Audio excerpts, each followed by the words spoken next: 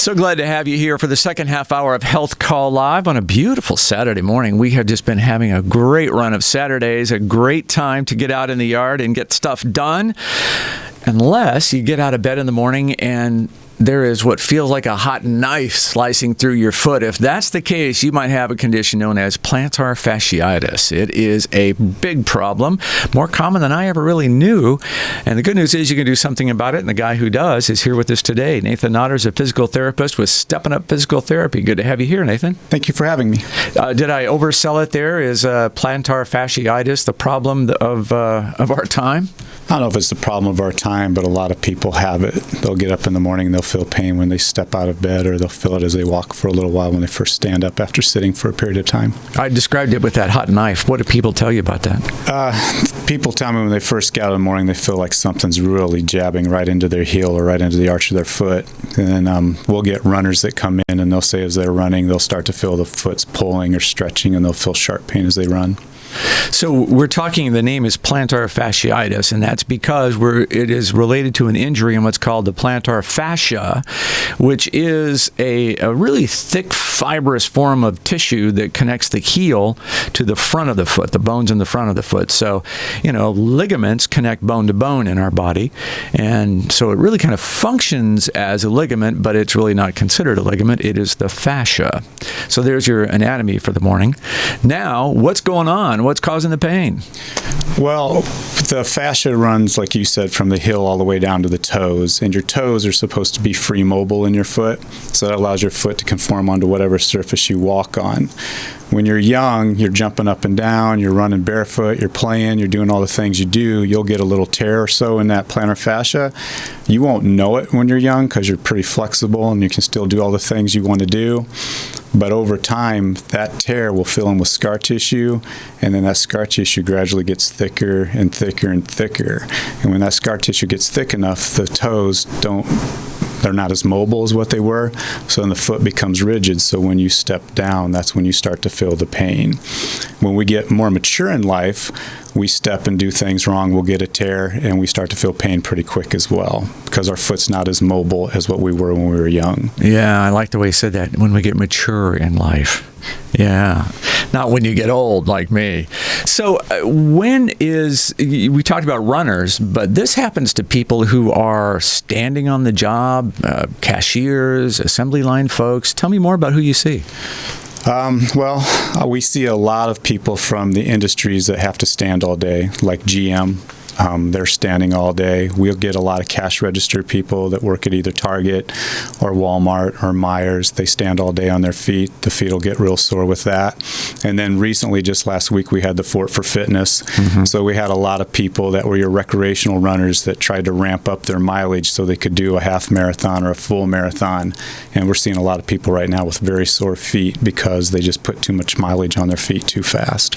And what's going on with the menopause and the fact that many women don't notice this problem until after menopause? Is it just because of age, or is there some hormonal shift involved?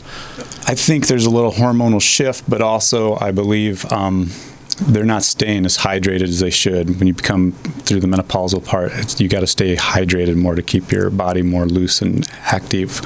I don't think they're drinking enough water and staying as hydrated. So, good lesson for everybody. Drink more water. We all need to do that. What is this pain comes and it lasts until I get off my feet. What about aspirin, ibuprofen, anything like that going to help me out? I mean, if it's inflammation. You can take all the medicine in the world orally, but it really doesn't get down to your feet because your feet are all the way down at the end. Your circulatory system has to take it all the way down there. I tell most of our people the best way to take care of that is to take a 16.9 ounce water bottle, fill it up with your regular tap water, stick it in the freezer, freeze it rock solid. When you get home after you've been standing all day, take your sock off, sit down in a chair, just put that water bottle on the ground and roll your foot from heel to toe for 10 to 15 minutes to help get the inflammation out of your feet, to help take away that soreness. If it's both feet, freeze 2 water bottles, 2 birds with 1 stone at the same time. But because that water bottle is round, your foot can conform over that water bottle. And so then you kind of have that foot arch over it, and it helps to start to stretch out the plantar fascia for you a little bit as well as you roll it back and forth. Just be very careful with the pressure in the heel, because the last thing you want to do is bruise the heel bone. There's not a lot of tissue between your plantar fascia to the heel, so that's why we have you sit. We definitely don't want you standing and putting a lot of pressure down on your heel when you do that. Okay. That's a great technique. I like the sound of that. So if I do that every day for 10 minutes a day, am I going to prevent worsening of that problem, or is it just helping me cope? It's helping you cope. It's not going to take care of the problem. It'll lessen the pain if you've been standing for a whole shift and then you get home. It'll help take away some of the pain, so then you can go do your dishes or cook dinner, or after you cook dinner, take the pain away there. We try to tell people you want to try to ice right when you get home from work, and then try to ice before you go to bed, because when you sleep at night, your foot sits like that, so the toes point down, so then that plantar fascia tightens up. So when you first get up in the morning, that's why you feel all that pain. When you first go to stand up, you try to stretch that plantar fascia back out, and if it's torn, you'll feel that sharp pain as you step down. Okay, I get it. So that explains why in the morning the pain is the worst, because you've had your foot stretched all night long. And not stretched. It contracts down. So stretching is what you need to do before you get out of bed. We're going to talk about some stretching and some other techniques. Physical therapists are specially trained in a lot of different ways. You guys know anatomy. I'm going to tell you, I think it's a lot of cases better than doctors do, especially in the areas that you work and around the feet and that kind of thing. So when I come to see you, what are you going to do for me to help me get over this plantar fasciitis? When patients first come in, we'll do an evaluation, check out what the ankle range of motion is, check out the strength, palpate the foot, feel where the pain is. The first day, we'll treat them with, we'll teach them stretches. The best stretch is to be on a stair, where you take your foot back to the base of your toes and slowly drop your heel down to where you feel a stretch in the calf.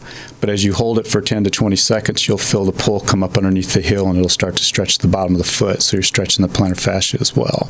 Walk me through that again. Tell me step by step, what do I need to do to get that stretch? You'll step on the first step of your stairs if you have stairs. If you don't have stairs, you can use a step stool as well. You want to just take the affected foot and drop that, or take that foot back to where the base of the toes are at the edge of the stair, and slowly drop your heel down to where you first feel a stretch in the calf. And as you feel that stretch in the calf, you want to hold for 10 to 20 seconds, and you'll slowly start to feel the stretch in the bottom of the foot as well, which was where the plantar fascia is. Now, is that going to hurt? It shouldn't hurt, because we always tell you only go to where you first feel a stretch. We don't want you to feel pain. If you feel pain, that means you're overworking the area, you're irritating the area, then you can cause it to become more inflamed, and you're making it worse. That no pain, no gain idea, it's for your 18-year-olds trying out for the Purdue football team. It's not for the smart adults. So I like that. So I do that how many times? I tell them 10 reps, 10 to 20 second holds, 2 to 3 times a day, morning, afternoon, evening. Well, that sounds pretty simple. And so this is going to help me get through the problem. If it gets more serious, however, that's when I come to see you. And what are you going to do for me in the clinic? When you first come into the clinic, like I said, we'll do the evaluation, and then the big treatment for plantar fasciitis I have found that works the best is manual therapy. And that's where we will have you sit or lay on your stomach. Usually we have to have you lay on your stomach. Unless you have a bad back, then we can do it sitting. But we have tools where we scrape down the bottom of the foot to go along to find where the scar tissue is built up, and then we can focus on that to help start to break up that scar tissue. As you bring the tool down the foot, you and I can both feel, it almost feels like Rice Krispies in there, and that's the scar tissue that we have to start to thin out to start to get the mobility back in the toes so the foot can conform to the ground as you walk. So what are you doing with that scar tissue? Are you're actually breaking it down, dissolving it? Thinning it out. Well, we're not dissolving it. We're thinning it out. And as it thins out, your body actually reabsorbs the scar tissue because it's just calcium buildup. So I'm guessing that just feels wonderful. Like I tell my patients, it doesn't hurt me, but it's going to definitely not be the most comfortable thing for them. But that's going to solve my problem. So a little pain, there is the gain after the pain, right? Yes, we have a very good cure rate with it. Tell me more about that. The cure rate? Yeah. It usually takes somewhere between 6 to 12 treatment sessions and we go 2 times a week for 6 weeks, but by the end of 6 weeks, most people are pretty good and ready to go back to whatever they were doing. And then after you've got me over the acute phase, so to speak. I'm still back there standing and doing everything I did before. Is it going to come back again? We hope not. The big thing is once we have that broken up, you have to maintain that flexibility in your foot. Once you have plantar fasciitis, you are at a higher probability of getting it again unless you maintain your flexibility. So the big thing for you is to always do that stair stretch, at least in the morning and at least in the evening. If you stop doing the flexibility and you're standing for long periods of time, that foot will get stuck into that static position again, and it could start to get tears in it, and the scar tissue could build back up. Good to have you back. Hey, if you got out of bed this morning and your foot was just killing you, well, you may have plantar fasciitis, and that's what we're talking about today with Nathan Notter, physical therapist with Steppin Up Physical Therapy. He is at the Southwest location on Aboit Center off Jefferson Road. 27 years you've been in this gig. That's pretty impressive. Yeah, went by fast. Yeah, you've seen a lot of things. Tell me about the strangest case that you have seen of plantar fasciitis. The worst case I ever saw, I told you a couple of days ago, I had a young lady come in and I thought she had a gravel road on the bottom of her foot. I took the tool down and just felt like rock after rock after rock after rock. And so I talked to her doctor, and he called it fibrous tumors, fibromas, called them fibromas. And we had to work on her. Hers was not 2 times a week for 6 weeks. Hers was 2 times a week for 12 weeks. Wow. But we got her back to where she was able to go run her first 5K, and then she's told me since she's done a 10K as well. And was that because of running, the injury that she suffered? Yeah, she was running before, and then she stopped. She became a mom. She had a couple of babies. She quit working out, and then her foot just got very, very tight and very limited. Wow. See, that running thing, there's a lot of injury associated with running, isn't there? Running depends on what you do. It can be good for you, it can be bad for you. Yeah, okay. I'll let you get a by with that one. Let's talk a little bit about ultrasound and the role that it can play in therapy. With all of our plantar fasciitis patients, when they come in, we always use ultrasound first. It's just a deep heat. It helps to warm up the tissue to make it a little bit softer. That way the tissue is a little more supple when we first start to do the manual therapy with the tools. My patients tell me that it didn't make it supple enough. It's still kind of pretty painful as we do the scraping, but it does help. So if I have this problem and my foot is just killing me when I get out of bed first thing in the morning, what can I do before I get out of bed to help this problem? We were talking about that at the break. What we tell patients is they can use their big toe as a pencil, and they can pretend like that pencil is, so they can pretend they're writing the alphabet in cursive, so they could go A through Z, and that'll help to warm up the tissue a little bit, so when you first step down, the foot won't hurt as bad. Another thing you can do is you can put a towel on your bedstand beside your bed, and you can put that towel down around your foot, and then just pull the foot back to where you feel a stretch in the calf and hold for a count of 10 a couple of times, and that'll help stretch out the bottom of the foot before you step down that first time, so it shouldn't be as painful when you take that first step out of bed. I was struck by, and I've done it since, one of your associates from Steppin Up Physical Therapy was here some time ago talking about back pain and suggested a morning stretch routine before you get out of bed if you have lower back pain, and that was so helpful. Can you walk me through that stretch? Do you know what I'm talking about? Legs up and roll to side to side? For the low back? Low back, yeah. Yeah, you just want to bend your legs up to where your feet are flat on the bed, so your knees are laced at 90 degrees, and you just want to slowly let your legs fall to one side to where you first feel a stretch on the opposite side of the back from where you're moving. We usually say hold for a count of 5 or 10. Then slowly come the other way to where you first feel a stretch on the other opposite side as you move back the other way, and hold for a count of 5 to 10. Usually 5 to 10 reps of that will help loosen that back up as well. Then when you stand up, just try to arch your back straight back to where you feel a stretch in the back, and that helps to stretch out the back muscles as well as the abdominal muscles as well. So if we can condition ourselves to do just those simple stretches, the foot stretch with the towel and that back stretch, you're going to feel so much better. I've been really impressed with how effective just those simple things can be. Yeah, simple stretches will just help to increase blood flow to the area to help the muscles to relax. When you sleep at night, if you're not one of those ones that tosses and turns and you stay in one static position, those muscles will just become taut overnight, even though you're supposed to be relaxed. So if you've been putting a lot of pressure on, a couple stretches will definitely help to loosen that up and get blood flow to the area for you. And really, just a moment or two of stretching before you get out of bed, really, it's helping me a great deal. Gets you up and gets you moving pretty well. Our time with Nathan Otter is drifting away. So if you have a question for Nathan, something that you've pulled, you've stretched, it hurts. We're talking predominantly about plantar fasciitis, but if there's more that you'd like to touch on, he is here and at your service at 447-1190, the toll-free 800-333-1190, or you can text us at 46862. Just put HealthCall as the first word in your message, and it will come to us.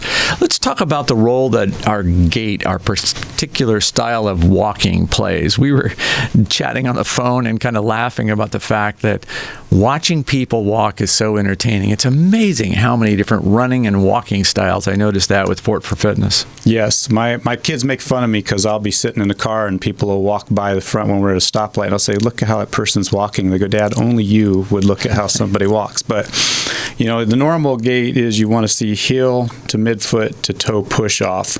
But you'll see people walking on the side of their foot. So if they're walking on the side of the foot, you're putting much more strain on that side of the leg. So then the weight transfers up through the body, and then you'll start to feel pain all the way up into your low back if your foot's not hitting right. Some people walk with their knee completely straight. If the knee's straight, that puts a ton of stress on the back of your knee. That'll go into your buttocks. That'll go into your low back. You'll see people walking on their midfoot. If they're walking on the midfoot, you'll see that the calf is much tighter, so there's problems there. From just watching the way people walk, you can see where there's different muscle imbalances occurring, so then you know what you need to strengthen up or loosen up to help take care of some of the pain and stuff they have. Sometimes the pain in the back isn't really the pain from the back as much as it can be just from the way your foot or your body's striking the ground as you walk. And you will study how I walk as part of your analysis here? When people come in for plantar fasciitis, we watch how they walk the first day, and as we start to progress them and they get better, then we'll watch how they're walking again later, and we'll even watch how they run to make sure everything is biomechanically correct to the best that we can have it, so they're not put as much strain on the heel, the midfoot, or on the toes as they're running.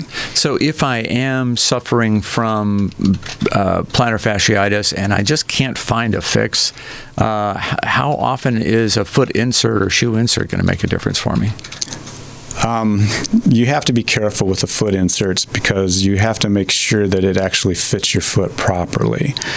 The best foot inserts is to have the ones that are made right for your foot, where they take a cast of your foot to make an orthotic. But if you just buy something over the counter or out of a store, sometimes that can be more worse for you than good for you. So you have to be very careful when you purchase that. Really? So like those Dr. Scholl's inserts or the gel pads, or if I'm trying to do that to solve my foot pain, I could be causing myself a bigger problem. You could be. It depends. I mean, if it's a bone spur, then that Dr. Scholl's little cushion pad, if it's in the right spot, can actually take the pressure off of a bone spur.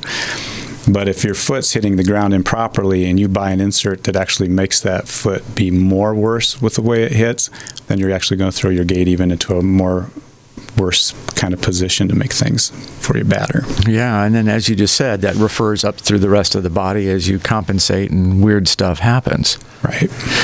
Human body's a wild animal, isn't it? Yeah, I wish there was a magic wand that you could just pass over, but no, everybody's different, so you have to look at everyone as an individual case. Okay, so I'm 62 and I don't have this problem, thank goodness. Is it likely then, if I've gotten this far, that I'm not likely to have it going forward? The odds are in your favor that you won't have it, but you still want to try to maintain your flexibility. That's the big thing. As we get more mature in life and we're not drinking as much water and things like that, the muscles and the ligaments do become tighter and tighter as we get more mature. So flexibility is huge. So like you said, first thing in the morning, if you can stretch a couple of large muscle groups, that is big to help just maintain your overall health. Okay. And then during the day, and nobody's going to make fun of you if you walk to the stair and do a little stretch, right? I mean, so if I have this problem through the day, I need to stretch in the morning, stretch in the evening, and then at least once midday? If you're having plantar fasciitis pain, I want people to try to do it 3 times a day as we try to loosen up the calf muscles and things like that, yes. I even have patients take frozen water bottles with them, and they'll put them underneath their desk, and they'll roll their bare foot on the ice bottles midway through the day, too, to help get the inflammation out of their foot. Well, yeah, that makes sense. Gosh, what a cheap and effective solution that can be. Yes. What do I need to know about working with Steppin Up Physical Therapy that I might not know? The best thing for us is when you come to us, you are guaranteed to be with your therapist one-on-one for 45 minutes at a time. We do 45-minute blocks, and that whole entire time you are with your physical therapist. So they are watching you, working with you, talking with you. We never double book. We never have 2 patients at the same time. And it is not necessary that I go see a doctor before I come see you if I have plantar fasciitis. Is that correct? For most insurances, call in, let us know what your insurance is. We will always check first to make sure whether we need to have a doctor's order or not. But for the most part now in Indiana, we can treat patients without a doctor's referral for the first 42 days. Good advice from Nathan Notter. He is a physical therapist with Steppin Up Physical Therapy. He is at the Southwest Boyd Center Road location, but they have multiple locations, and in every location there are people trained to help you with plantar fasciitis. You can find them online at steppinupt.com, and I always tell people there is no G. That's step in, not stepping up, pt.com. We'll see you next week on Health Call Live.